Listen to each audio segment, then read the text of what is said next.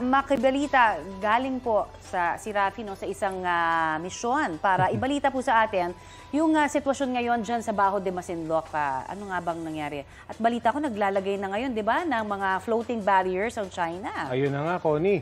At ang masaklap pa, yung mga mangingisda natin, tinataboy ng China Coast Guard. Narito ang balita ko. Ito ang malapitang kuha sa mga barrier sa entrada ng Baho de Masinloc o Scarborough Shoal na ayon sa Philippine Coast Guard ay pinangharang ng China Coast Guard. Kwento ng mga mangingisda, hindi lang ito simpleng boya kundi may pangharang din sa ilalim para masigurong hindi makalulusot ang malalaking bangka o barko. Nilapitan ko ang barrier habang nasa malayo ang mga nagbabantay na China Coast Guard. Napakakapal ng lubid na nakatali dito sa mga boyang ito. At meron pang net dun sa ilalim. At ang pabigat dun sa magkabilang dulo ay mga chain, mga bakal.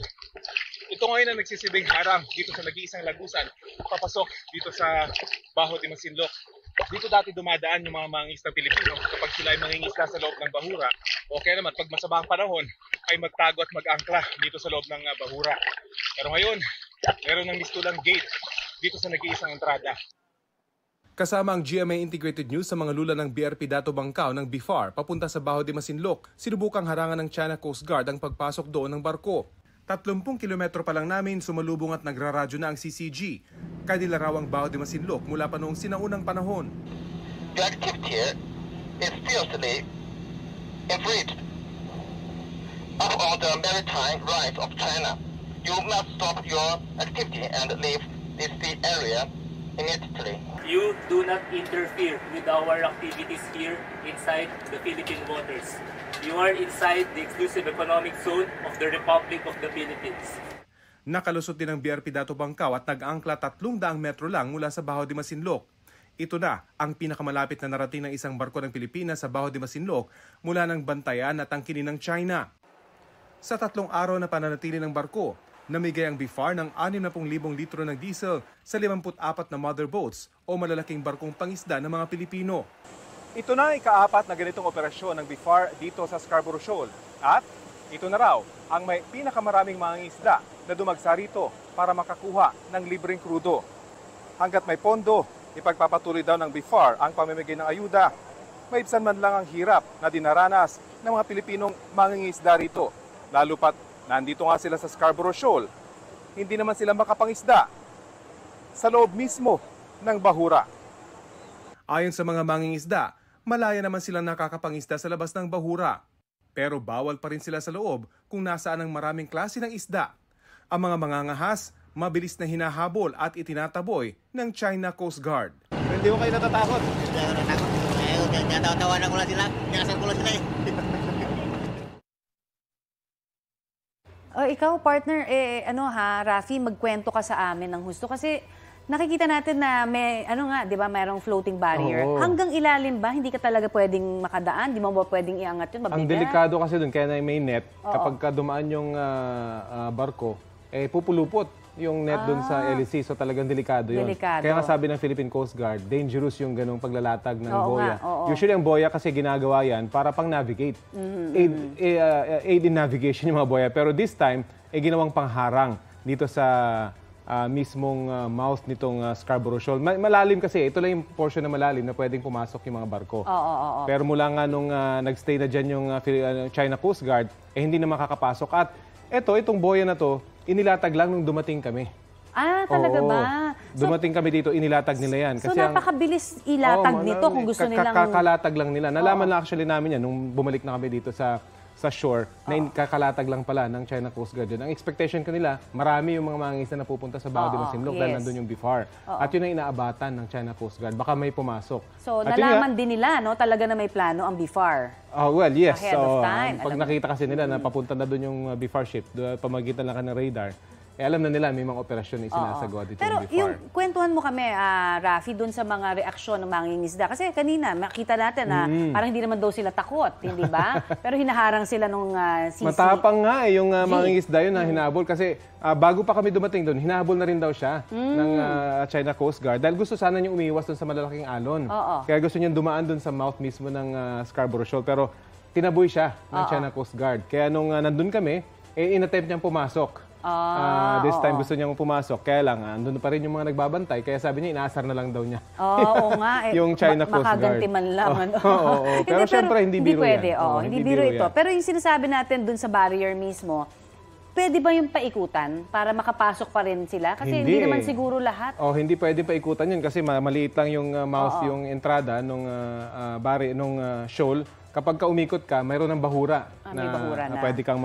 Pwede kang sumadsad. Pwede sumadsad yung mga barko. Yun talagang binabantayan lang nila. Malaki rin ang effect nito sigurado sa kanilang Malaki kabuhayan. kasi doon sa loob ng bahura mismo, nandun yung malalaking isda, nandun yung maraming klase ng isda, mga tuna, na hindi makuha ng ating mga kababayan. Kaya nagkakasya na lang sila doon sa paligid nung mismong sa labas ng Scarborough Shoal. Doon na lamang sila nangingisda. At doon na lang din nabigay yung kanilang doon na rin nabigay yung mga ayuda. Kaya mahirap para sa ating mga mangisda. Nasanay na sana mangisda doon sa loob ng bahura na kalmado yung dagat, napakaganda sana. Pero may sagutan din, nag-radio challenge pareho. Yung CCG at saka yung ating PCG. Malayo pa nga kami, nag-radio challenge na itong CCG, napalapit pa lang kami sa Baho de Masinloc na dapat hindi raw kami naroon. Pero of course, sumagot naman, narinig nga natin, yung ating mga kasamaan sa BFAR na i-review nyo yung inyong chart kasi napakalapit ng Scarborough Shoal sa Pilipinas. Within 200 nautical miles. Nasa exclusive economic zone yan. Yes. Hindi nyo dapat inaangkin yan. Yun ang gusto namang sabihin ng BFAR. So, medyo hindi naman ganong, sanay na, kumbaga, yung BFAR dun sa ganong exchange.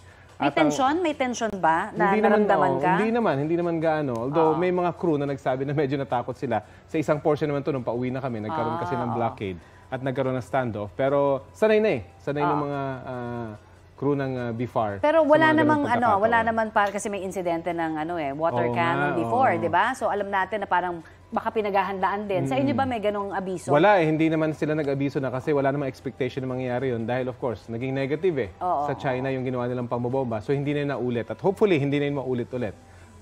Na ganun yung kanilang gawing aksyon dahil hindi naman threat unang-una BFAR yung nagpunta ron, isang civilian ship at magpapatrol lang at magbibigay ng ayuda. So, walang threat sa kanila.